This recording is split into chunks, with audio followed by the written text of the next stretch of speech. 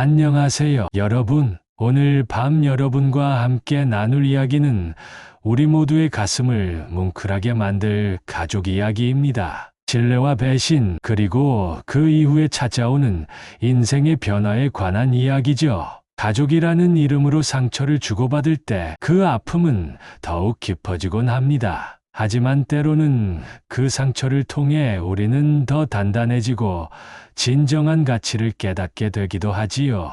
오늘의 주인공은 평생을 성실하게 살아온 한 아버지입니다. 그가 자식에게 겪은 배신과 그 후에 찾아온 삶의 전환점, 그리고 그만의 특별한 복수의 방법에 대한 이야기를 들려드리려고 합니다. 시작하기 전에 구독과 좋아요로 응원해 주시면 앞으로 더 좋은 이야기로 찾아뵙겠습니다. 이제 이야기 속으로 빠져볼까요? 늦은 가을의 마지막 단풍이 지고 있던 어느 날 아침, 강원도 춘천의 작은 동네에 위치한 낡은 아파트. 그곳에서 김준혁이라는 남자가 30년 넘게 다니던 회사를 퇴직하는 날이었습니다. 그의 나이 65, 한국전력공사의 중간 관리자로 일하다 정년을 맞이한 그는 그날 아침 여느 때와 다름없이 일찍 일어났습니다. 평생 습관이 된 시간 약속은 퇴직하는 날에도 어김없었죠. 준혁의 얼굴에는 세월의 흔적이 깊게 배어 있었습니다. 검게 그을린 피부와 굵은 손마디는 그가 젊은 시절부터 고된 일을 해왔음을 말해주고 있었지요. 거울 앞에 선 그는 소박하게나마 제법 정성을 들여 넥타이를 메었습니다. 평소 같았으면 아내 미경이 도와주었겠지만 5년 전 그녀가 갑작스러운 뇌출혈로 세상을 떠난 후로는 모든 일을 혼자 해야 했습니다. 아내 생각에 잠시 마음이 아려왔지만 준혁은 오늘만큼은 감상에 빠지지 않으려 애썼습니다. 오늘이 그에게는 인생의 한 장을 마무리하는 중요한 날이었으니까요. 거실 벽에 걸린 가족 사진을 바라보니 문득 아들 생각이 났습니다. 외아들 민석은 현재 서울에서 IT 벤처기업을 운영하고 있다고 했습니다. 대학을 중퇴하고 여러 사업에 도전했던 아들이 드디어 자리를 잡았다는 소식을 듣고 준혁은 안도했었지요. 민석은 아내가 세상을 떠난 후 더욱 바빠져서 자주 찾아오지 못했습니다. 명절에도 종종 사업 때문에 바쁘다며 오지 못하는 경우가 많았고 마지막으로 본 것이 6개월 전이었습니다. 그때 민석은 사업이 잘 풀리고 있다고 했고 곧 결혼도 할 예정이라고 했지요. 아들의 성공이 자랑스러웠지만 한편으로는 너무 멀어진 것 같아 준혁의 마음은 쓸쓸했습니다. 집을 나서기 전 준혁은 오래된 서류 가방을 열어보았습니다. 그 안에는 30년 넘게 모아온 통장과 퇴직금 관련 서류들이 가지런히 정리되어 있었습니다. 2억 5천만 원, 그의 인생 전부라고 해도 과언이 아닌 금액이었습니다. 결코 큰 돈은 아니었지만 그에게는 아내와 함께 꿈꿔왔던 노후를 위한 소중한 자금이었습니다. 퇴직식은 조촐하게 진행되었습니다. 30년이 넘는 시간 동안 성실하게 일한 준혁에게 동료들은 진심 어린 마음으로 박수를 보냈고 작은 선물과 함께 마지막 인사를 나누었습니다. 회사의 지방지사에서 묵묵히 자신의 자리를 지켜온 그였기에 큰 직책을 맡지는 못했지만 모두에게 신뢰받는 사람이었습니다. 퇴직식을 마치고 혼자 걸어 나오는 길 준혁의 핸드폰이 울렸습니다. 발신자를 확인하니 오랜만에 걸려온 아들 민석의 전화였습니다. 준혁은 반가운 마음에 서둘러 전화를 받았습니다. 민석은 아버지의 퇴직을 축하한다며 이번 주말에 서울로 올라와 달라고 했습니다. 특별한 자리를 마련했다는 말에 준혁은 기쁨을 감출 수 없었습니다. 아들이 자신의 퇴직을 기억하고 축하해주다니 그 마음만으로도 충분히 고마웠습니다. 집으로 돌아온 준혁은 주말 여행을 위한 짐을 싸기 시작했습니다. 오랜만에 아들을 만난다는 생각에 설렘이 가득했습니다. 서랍에서 오래된 양복을 꺼내 먼지를 털고 구두를 정성스럽게 닦았습니다. 아내가 살아있을 때 마지막으로 함께 참석했던 친구의 환갑연에서 입었던 양복이었습니다. 그때 이후로 한 번도 입지 않았던 옷이었지만 아들을 만나는 자리니 특별히 차려입기로 했습니다. 서울행 기차를 타기 전 준혁은 은행에 들러 퇴직금 계좌를 확인했습니다. 평생 모아온 돈과 퇴직금을 합쳐 정확히 2억 5천만 원이 찍혀있는 통장을 보니 가슴이 벅차올랐습니다. 이 돈으로 작은 시골집을 하나 마련하고 텃밭을 가꾸며 조용히 남은 여생을 보내는 것이 그의 소박한 꿈이었습니다. 아내와 함께 계획했던 노후였지만 이제는 혼자서라도 그 꿈을 이루고 싶었습니다. 서울역에 도착하자 민석이 직접 마중을 나와 있었습니다. 평소보다 깔끔하게 차려입은 아들의 모습이 준혁의 눈에는 더없이 자랑스러워 보였습니다. 민석은 아버지를 반갑게 맞이하며 강남의 고급 레스토랑으로 안내했습니다. 준혁은 평소에 가보지 못했던 고급스러운 분위기에 약간 어색함을 느꼈지만 아들이 성공했다는 증거 같아 뿌듯했습니다. 식사 자리에서 민석은 자신의 사업에 대해 열정적으로 이야기했습니다. 블록체인 기술을 활용한 핀테크 회사를 창업했다는 것, 현재 해외 투자자들의 관심을 받고 있다는 것, 곧 대규모 투자 유치가 확정될 예정이라는 것 등 복잡한 용어들을 써가며 설명했습니다.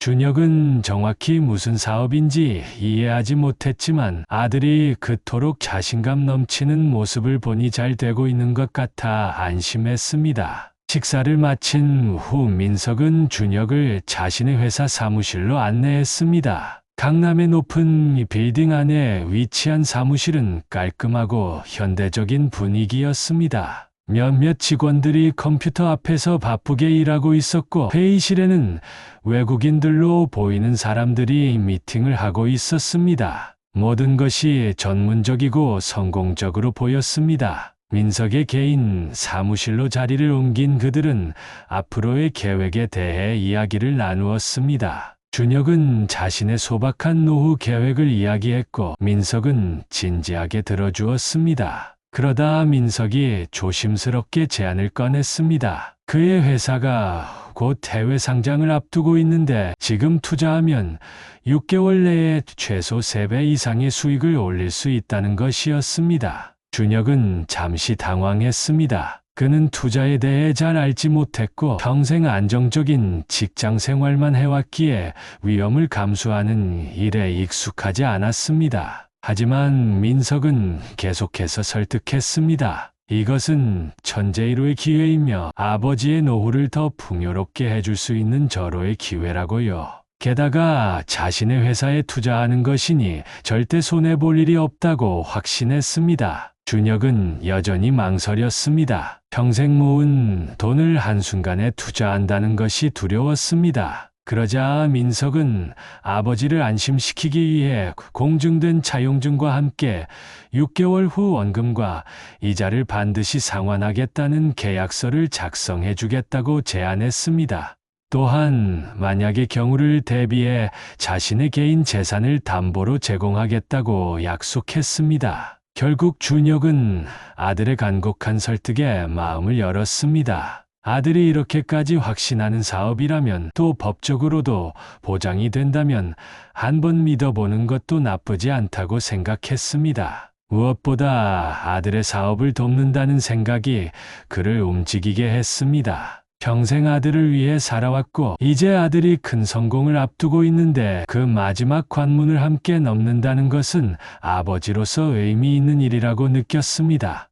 다음 날 그들은 법무사 사무실에서 공증된 차용증을 작성했습니다. 2억 5천만 원을 6개월 후에 이자 %를 더해 상환한다는 내용이었습니다. 준혁은 은행에 들러 모든 돈을 민석의 회사 계좌로 이체했습니다. 마지막 순간까지 약간의 불안함이 있었지만 아들을 믿기로 한 그의 결정은 확고했습니다. 이체를 마친 후 민석은 아버지에게 깊이 감사하다며 6개월 후에는 더 큰 금액으로 돌려드리겠다고 약속했습니다. 그는 곧 해외 출장이 있어 당분간 연락이 어려울 수 있다고 했지만 걱정하지 말라며 모든 것이 계획대로 진행될 것이라고 자신했습니다.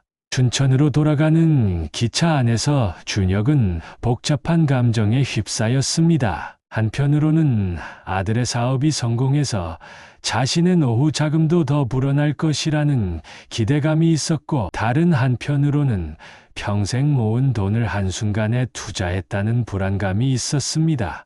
하지만 그는 자신의 선택을 믿기로 했습니다. 아들을 믿는 것, 그것이 아버지로서 할 수 있는 최선이라고 생각했습니다. 시간이 흘러 겨울이 지나고 봄이 왔습니다. 준혁은 퇴직 후 처음 맞이하는 계절의 변화를 조용히 관찰하며 시간을 보냈습니다. 그 사이 민석에게서는 가끔 짧은 문자 메시지만 왔을 뿐 자세한 소식은 없었습니다. 해외에서 바쁘게 사업을 진행하고 있다는 내용뿐이었지요. 준혁은 아들을 믿고 기다렸습니다. 계약 기간이 끝나가는 6월 초, 준혁은 조금씩 불안해지기 시작했습니다. 아들에게 연락을 시도했지만 전화는 받지 않았고 문자 메시지에도 답이 없었습니다. 결국 그는 서울로 직접 올라가기로 결심했습니다. 민석의 회사를 찾아갔지만 그곳에는 잠겨있는 철문만이 그를 맞이했습니다. 주변 사무실에 물어보니 몇 달 전에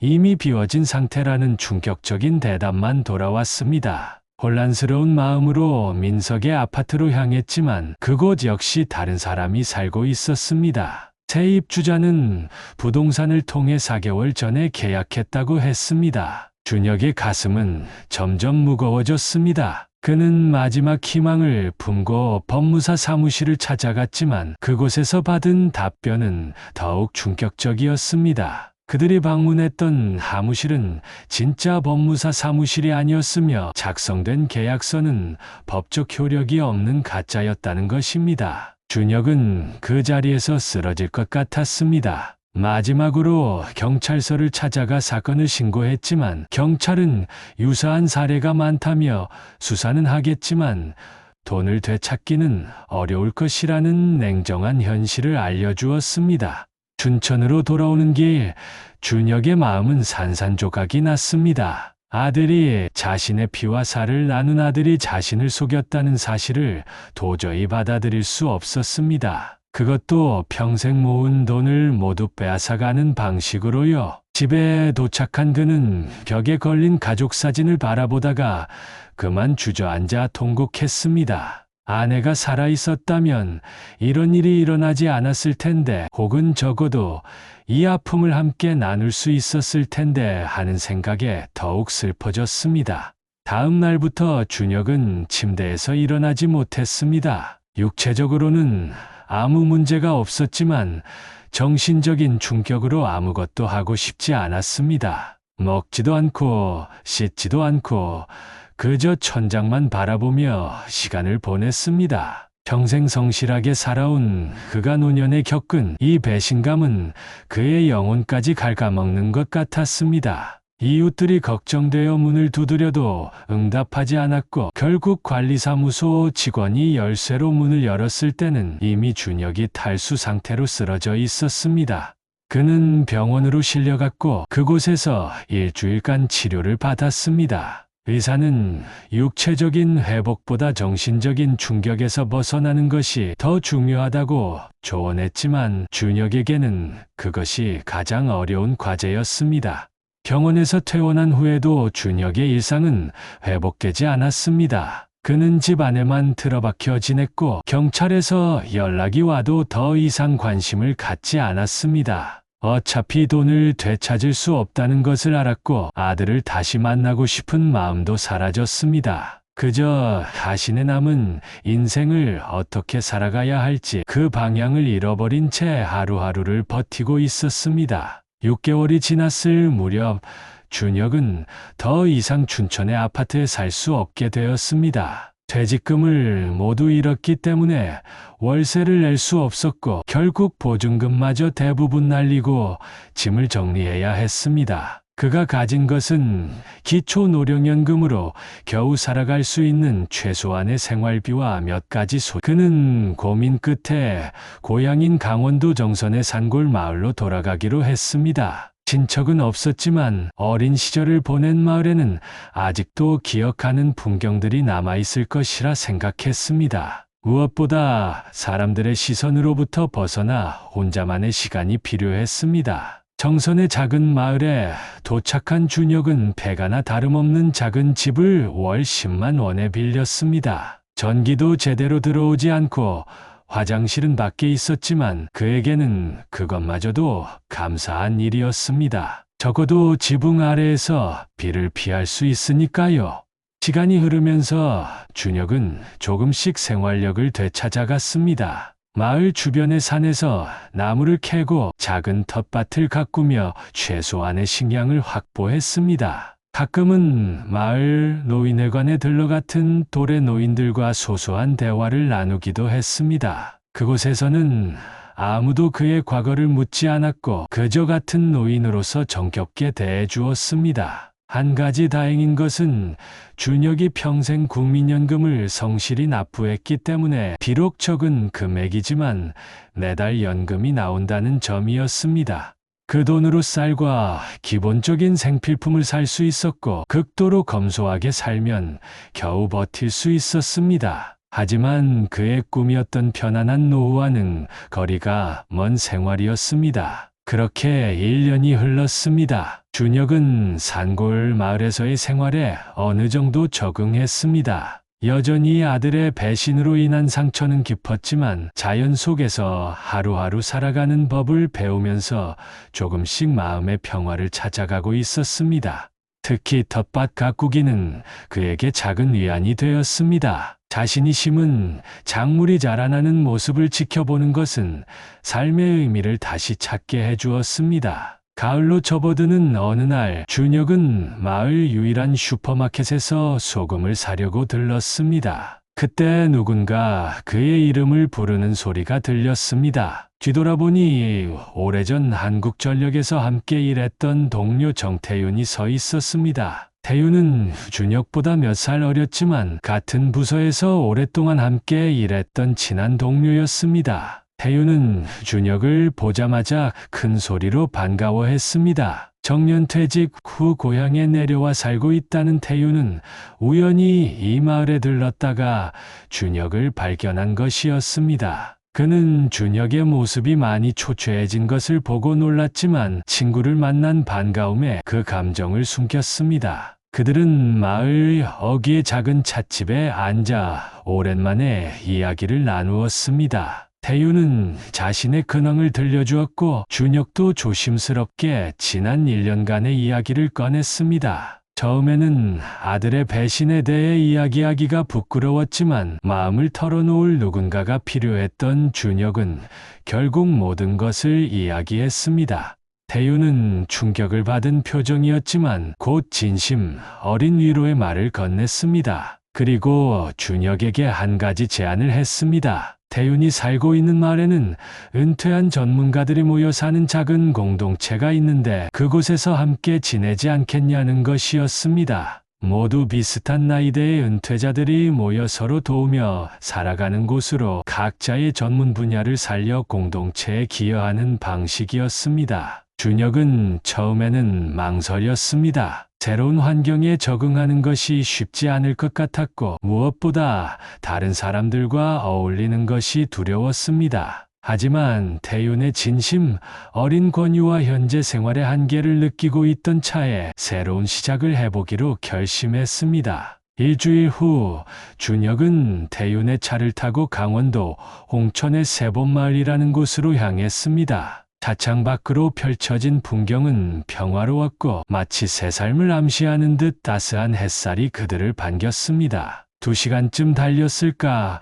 울창한 숲 사이로 아담한 마을이 모습을 드러냈습니다. 세본마을은 준혁의 예상보다 훨씬 체계적으로 꾸며진 곳이었습니다. 30여 채의 작은 목조 주택들이 모여 있었고 가운데에는 공동 식당과 모임 공간으로 쓰이는 커뮤니티 센터가 자리했습니다. 마을 한쪽에는 넓은 공동 텃밭이 있었고 사람들이 함께 작물을 가꾸는 모습이 보였습니다. 태윤은 준혁을 공동체의 대표인 박철수에게 소개했습니다. 67의 철수는 전직 건축가로 은퇴 후 이 공동체를 만든 주인공이었습니다. 그는 따뜻한 미소로 준혁을 맞이하며 공동체의 이념과 운영 방식에 대해 설명했습니다. 세범마을은 은퇴한 전문가들이 자신의 기술과 경험을 나누며 상호 의존적인 삶을 사는 곳이었습니다. 각자 월 5만 원의 회비만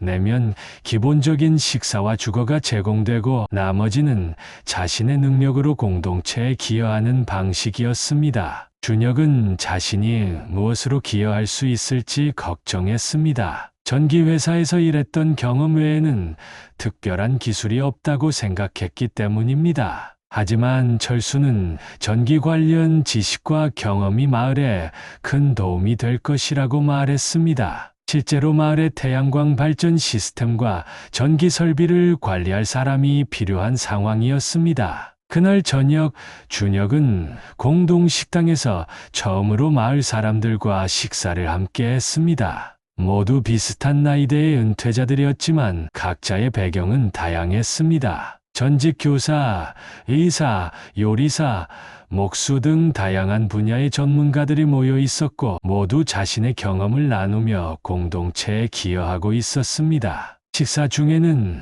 웃음소리가 끊이지 않았고 준혁은 오랜만에 따뜻한 공동체 감각을 느꼈습니다. 준혁에게 배정된 집은 작지만 아늑했습니다. 방 한 칸, 부엌, 화장실이 전부였지만 그에게는 충분했습니다. 창문으로는 작은 정원이 보였고 그곳에서 자신만의 화초를 가꿀 수 있다는 생각에 마음이 설렜습니다. 하지만 짐을 풀면서도 한편으로는 내심 불안했습니다. 이 새로운 환경에 과연 적응할 수 있을지, 자신의 상처를 치유하고 다시 사람들과 어울릴 수 있을지 확신이 없었습니다. 첫날 밤, 준혁은 오랜만에 편안하게 잠을 이루었습니다. 산속의 고요함과 깨끗한 공기, 그리고 무엇보다 혼자가 아니라는 안도감이 그를 포근하게 감싸주었습니다. 꿈에서는 아내 미경이 미소 짓는 모습을 보았고 그것은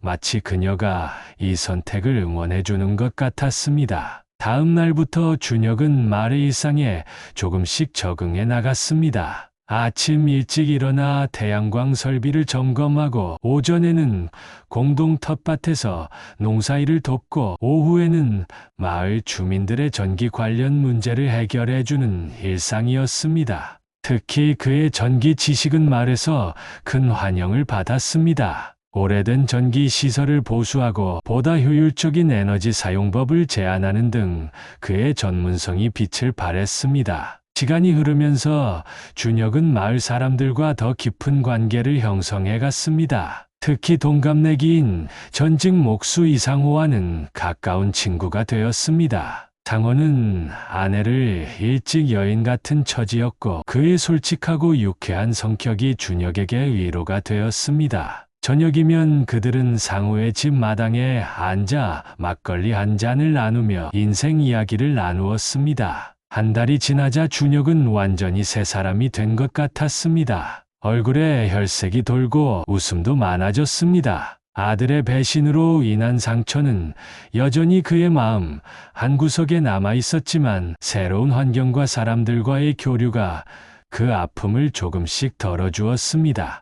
무엇보다 다시 누군가에게 필요한 사람이 되었다는 사실이 그의 자존감을 회복시켜 주었습니다. 어느 날 오후 공동체 회의가 열렸습니다. 전체 주민들이 커뮤니티 센터에 모여 마을의 현안을 논의하는 자리였습니다. 이날의 주제는 농산물 판매와 마을 수입 증대에 관한 것이었습니다. 공동체는 자급자족을 목표로 했지만 의약 외부에서 구입해야 하는 필수품을 위한 자금은 필요했습니다. 회의 중에 한 주민이 흥미로운 제안을 했습니다. 최근 들어 도시 사람들 사이에서 슬로우 라이프와 전원 생활에 대한 관심이 높아지고 있으니 그들을 대상으로 한 체험 프로그램을 운영해 보자는 것이었습니다. 주말에 도시 사람들이 와서 농사 체험을 하고 전통 음식을 만들고 자연 속에서 쉬어갈 수 있는 프로그램을 제공하면 수익도 생기고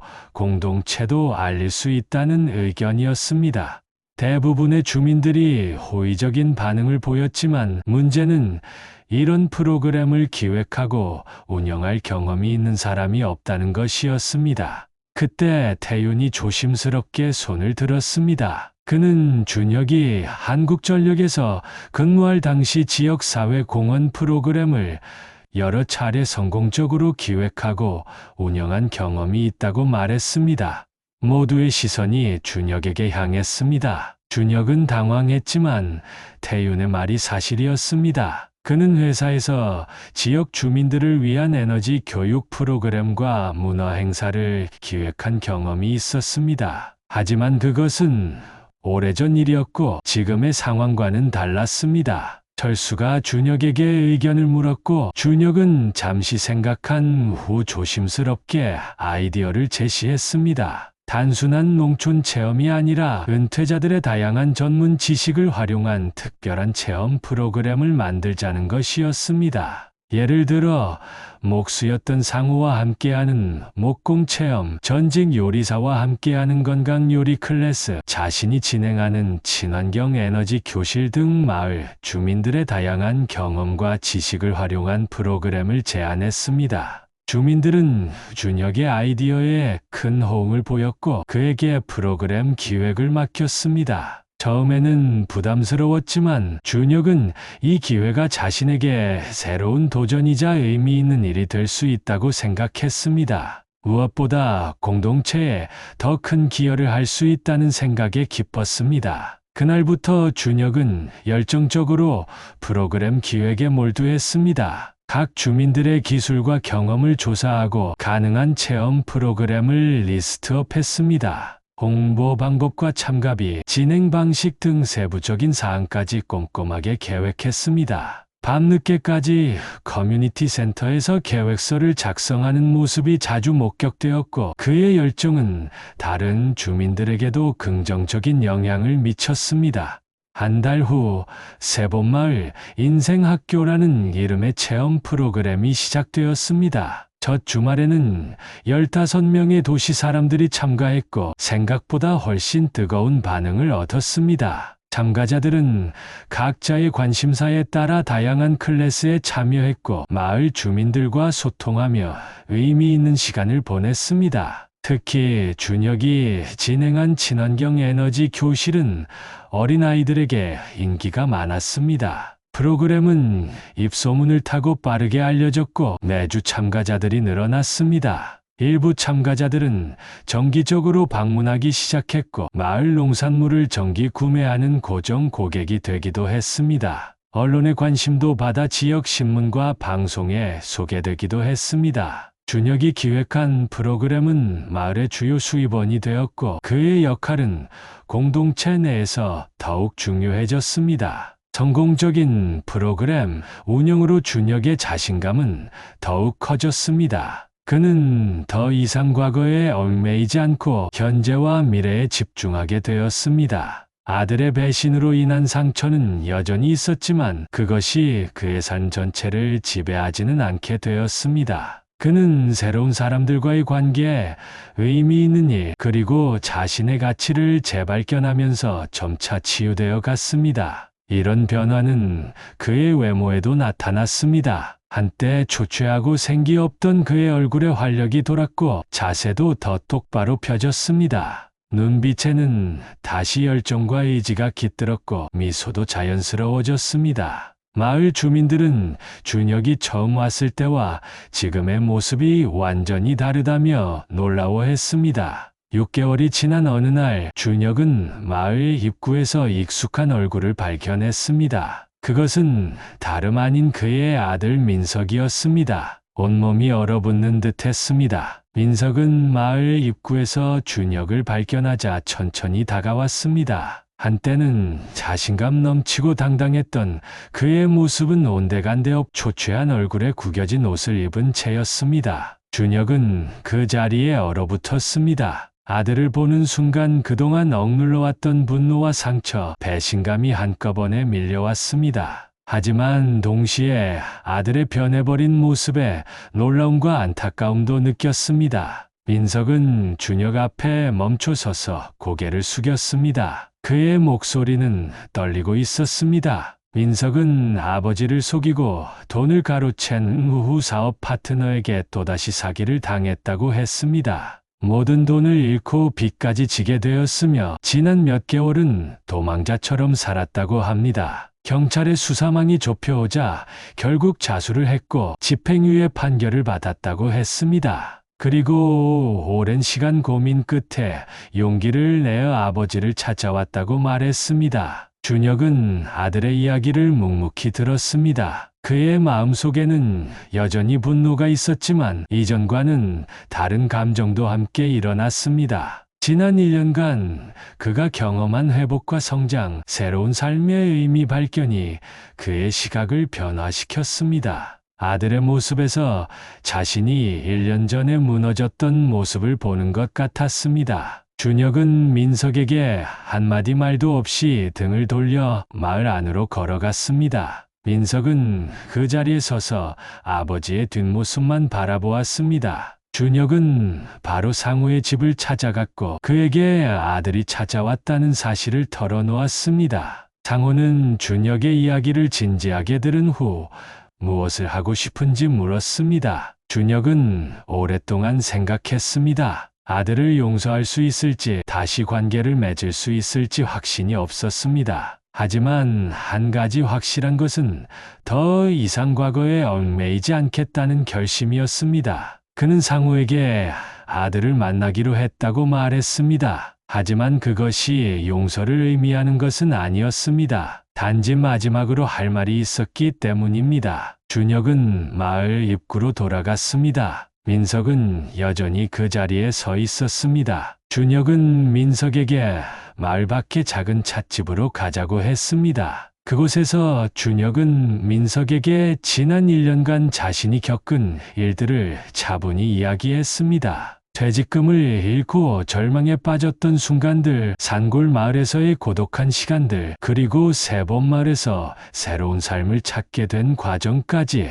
준혁은 감정을 드러내지 않고 담담하게 이야기했습니다. 민석은 아버지의 이야기를 들으며 눈물을 흘렸습니다. 그는 자신의 어리석음과 이기심으로 아버지에게 씻을 수 없는 상처를 준 것에 대해 깊이 후회한다고 말했습니다. 그리고 어떻게든 그 잘못을 갚고 싶다고 했습니다. 아버지의 돈을 당장 갚을 수는 없지만 시간이 걸리더라도 반드시 모든 것을 돌려드리겠다고 약속했습니다. 준혁은 민석의 눈을 똑바로 바라보며 단호하게 말했습니다. 더 이상 돈은 필요 없다고, 이제 자신에게는 돈보다 소중한 것들이 있다고요. 단지 민석에게 바라는 것은 진정한 반성과 변화라고 말했습니다. 준혁은 당장 용서할 수는 없지만 민석이 정말로 변화한다면 언젠가는 를 회복할 수 있을지도 모른다고 덧붙였습니다. 그리고 준혁은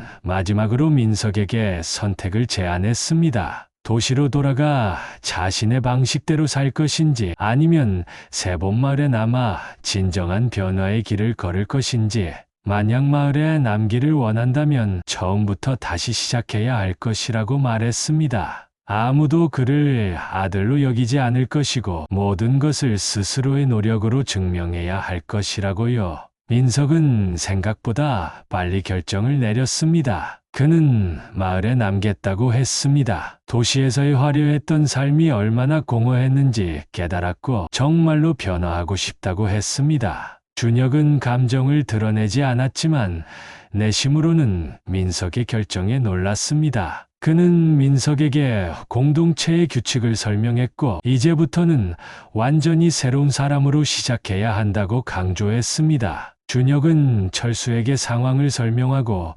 민석의 마을 체류를 허락해달라고 요청했습니다. 철수는 처음에는 주저했지만 준혁이 민석에 대한 책임을 지겠다고 약속하자 결국 동의했습니다. 단 3개월의 시험 기간을 두고 그의 진정성을 지켜보기로 했습니다. 민석에게는 마을 끝자락의 작은 창고가 거처로 배정되었습니다. 그곳은 사람이 살기에 적합하지 않았지만 최소한의 수리를 통해 임시 거처로 사용할 수 있었습니다. 첫날부터 민석에게는 힘든 노동이 주어졌습니다. 아침 일찍부터 밤늦게까지 텃밭일, 청소, 잡일 등 마을에서 가장 고된 일들을 도맡아 했습니다. 놀랍게도 민석은 불평 없이 모든 일을 받아들였습니다. 한때 사무실에서 컴퓨터만 다루던 그의 손은 굳은 살이 박히기 시작했고 얼굴은 햇볕에 그을렸습니다. 처음에는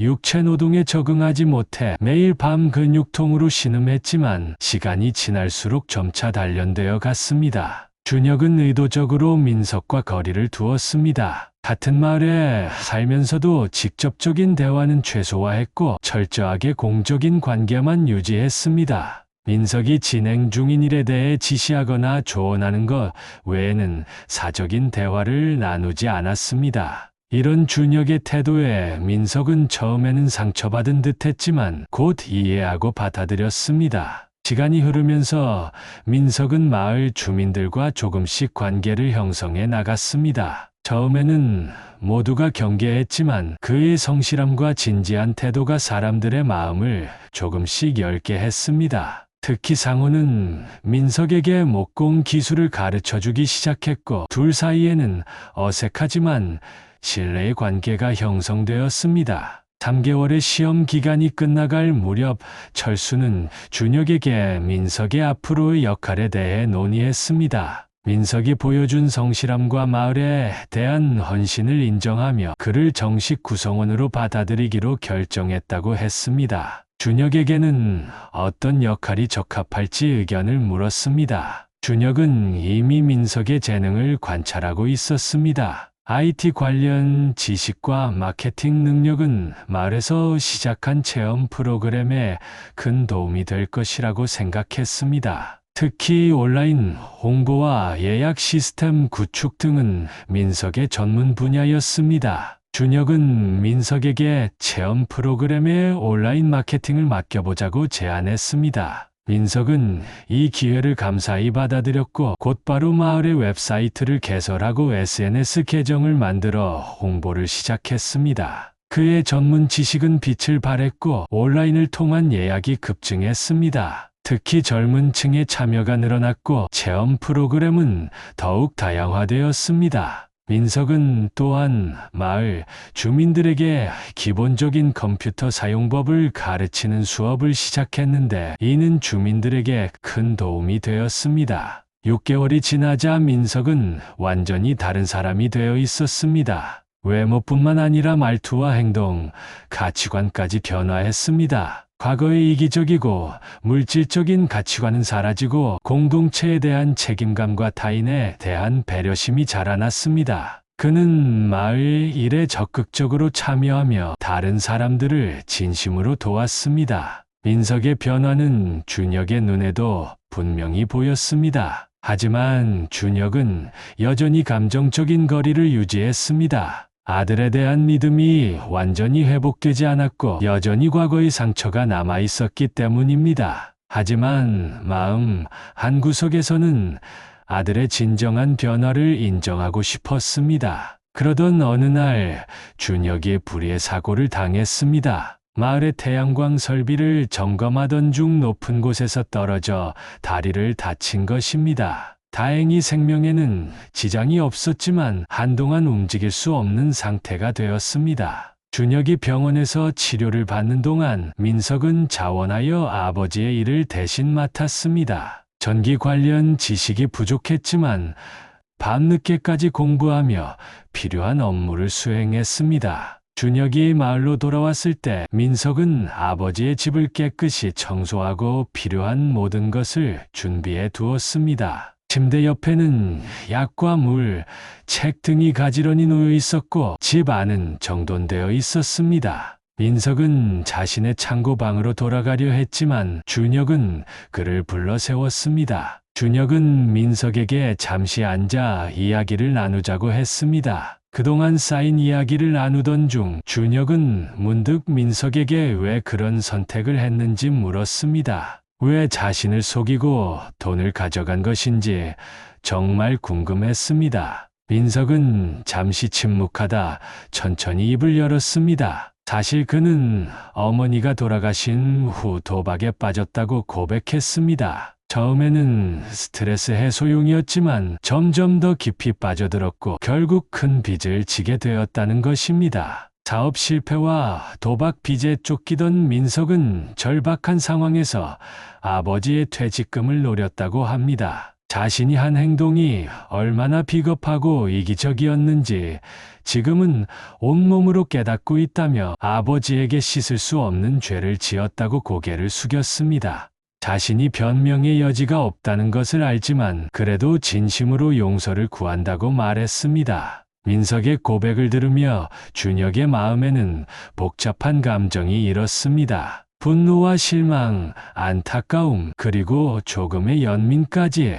그는 민석에게 당장 용서할 수는 없지만 적어도 이제는 대화를 시작할 수 있을 것 같다고 말했습니다. 시간이 해결해 줄 문제이니 서두르지 말고 천천히 관계를 회복해 나가자고 제안했습니다. 그날 이후로 준혁과 민석의 관계는 조금씩 변화하기 시작했습니다. 여전히 어색함은 있었지만 이제는 가끔 식사를 함께 하기도 하고 마을 일에 대해 의논하기도 했습니다. 준혁은 민석에게 마을 체험 프로그램 운영에 대한 조언을 구했고 민석은 진지하게 자신의 의견을 전했습니다. 그들의 관계는 천천히 그러나 확실하게 회복되어 갔습니다. 1년이 지난 어느 가을날 세본마을에서는 특별한 행사가 열렸습니다. 세대 공감 축제라는 이름의 이 행사는 도시의 젊은이들과 마을의 노인들이 함께 어울리며 서로의 문화와 지혜를 나누는 자리였습니다. 준혁과 민석이 함께 기획한 이 축제는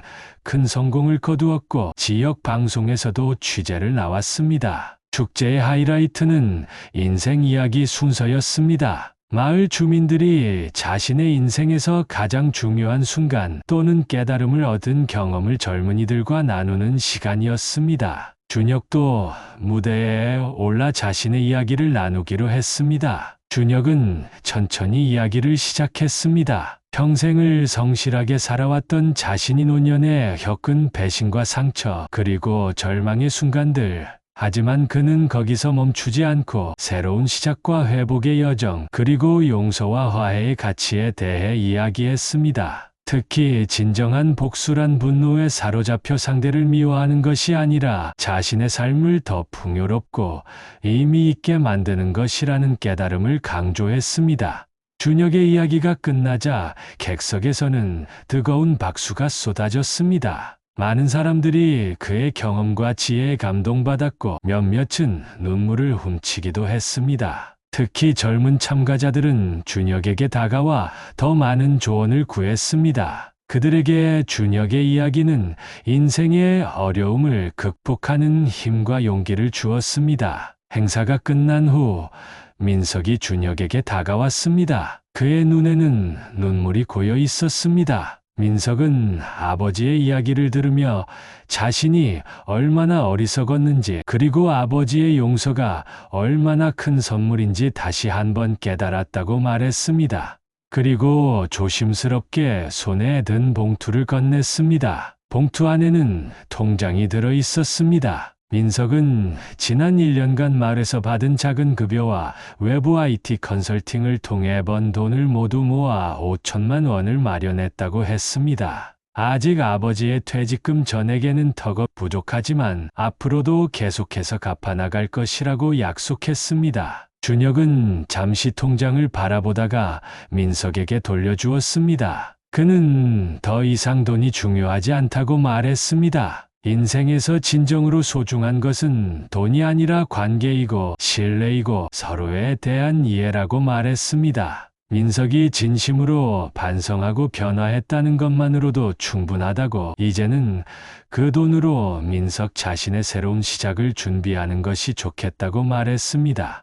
그리고 준혁은 민석에게 용서한다고 말했습니다. 오랜 시간이 걸렸지만 이제는 진심으로 아들을 용서하고 앞으로 함께 걸어가고 싶다고 했습니다. 민석은 그 말을 듣고 아버지를 꼭 안았습니다. 1년이 넘는 시간 동안 쌓인 감정이 눈물로 흘러내렸습니다. 그날 밤 준혁은 오랜만에 편안한 마음으로 잠에 들었습니다. 꿈에서 그는 아내 미경을 만났습니다. 미경은 환하게 웃으며 그에게 잘했다고 자랑스럽다고 말했습니다. 잠에서 깬 준혁의 얼굴에는 따뜻한 미소가 퍼져 있었습니다. 시간은 흘러 또 다른 1년이 지났습니다. 세본마을은 더욱 활기찬 공동체로 성장했습니다. 특히 준혁과 민석이 함께 운영하는 세대 공감 프로그램은 전국적으로 알려져 많은 사람들이 방문했고 다른 지역에서도 벤치마킹을 위해 찾아왔습니다.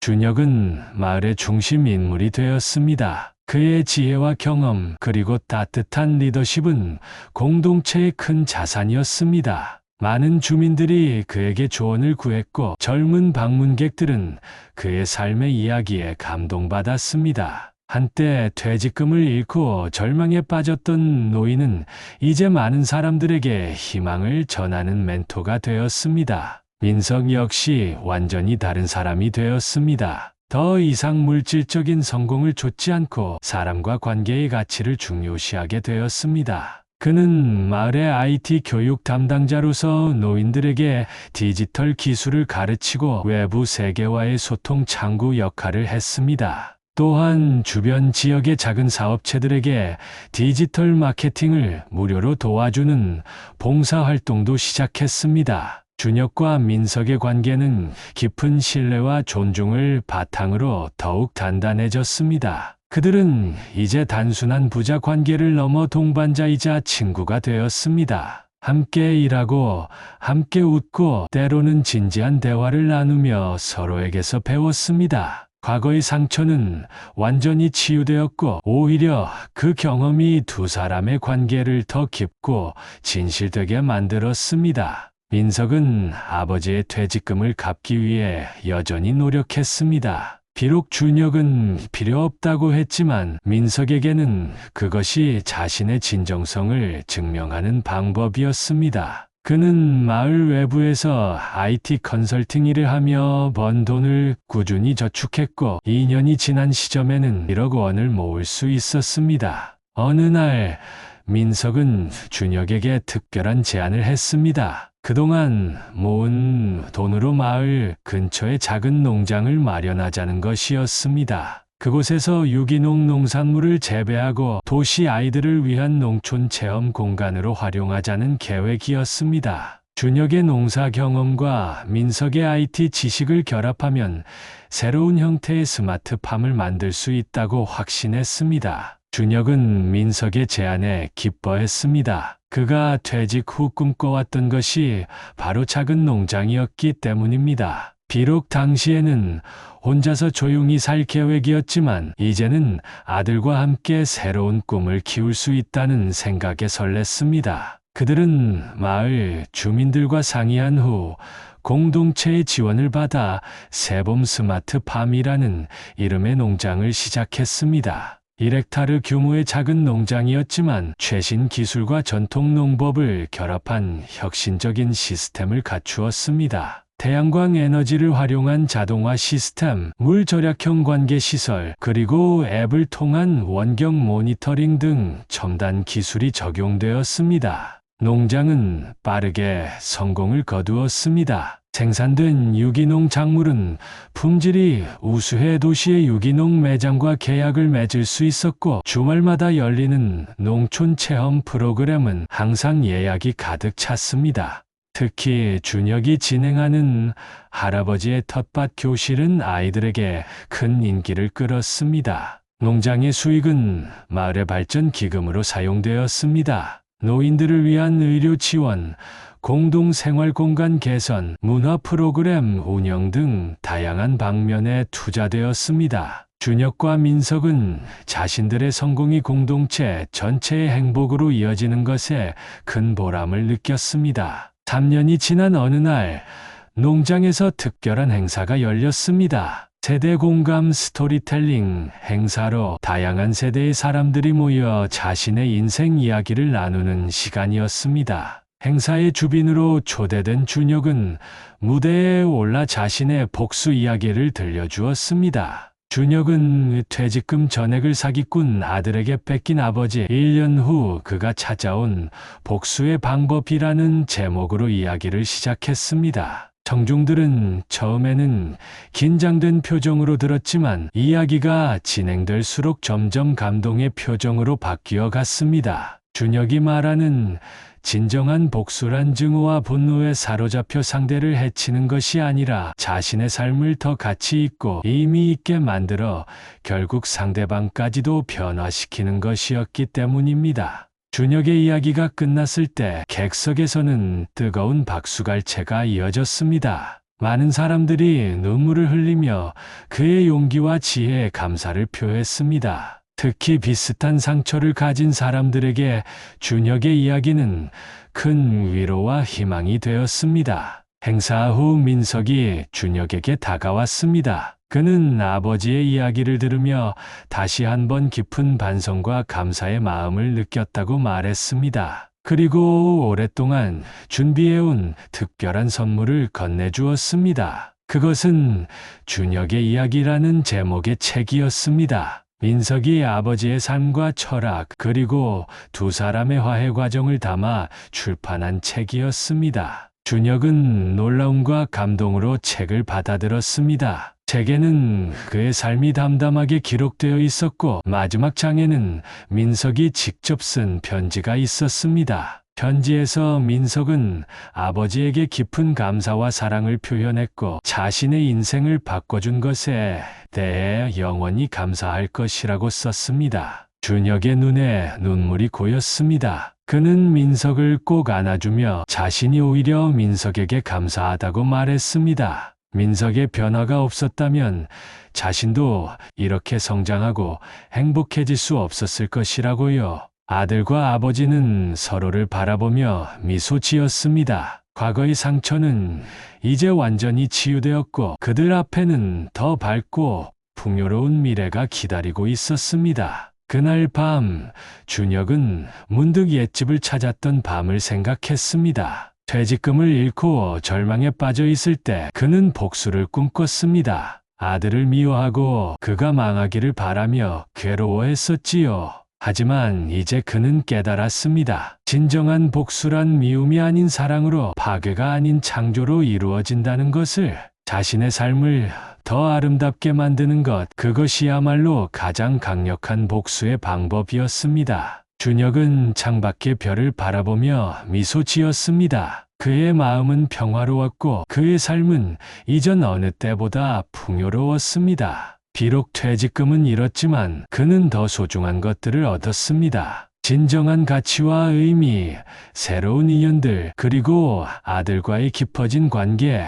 준혁은 이제 자신이 정말로 부자라는 것을 알았습니다. 별이 빛나는 밤하늘 아래 새봄말과 새봄 스마트팜은 고요히 잠들어 있었습니다. 내일은 또 다른 하루가 시작될 것입니다. 더 많은 이야기가 만들어지고 더 많은 배움이 이루어지고 더 많은 관계가 깊어질 것입니다. 준혁은 내일을 기대하며 눈을 감았습니다. 그의 인생의 새로운 장이 계속해서 펼쳐지고 있었습니다. 여러분, 어떠셨나요? 오늘 들려드린 김준혁 할아버지의 이야기는 단순한 복수극이 아닌 진정한 용서와 화해 그리고 새로운 시작에 관한 이야기였습니다. 우리의 인생에서 때로는 가장 깊은 상처가 가장 소중한 사람들로부터 옵니다. 하지만 그 상처를 어떻게 받아들이고 어떻게 치유해 나가느냐에 따라 우리의 삶은 크게 달라질 수 있습니다. 준혁 할아버지가 선택한 복수의 방법은 증오와 분노의 길이 아니라 자신의 삶을 더 가치 있게 만들고 결국에는 상대방까지 변화시키는 길이었습니다.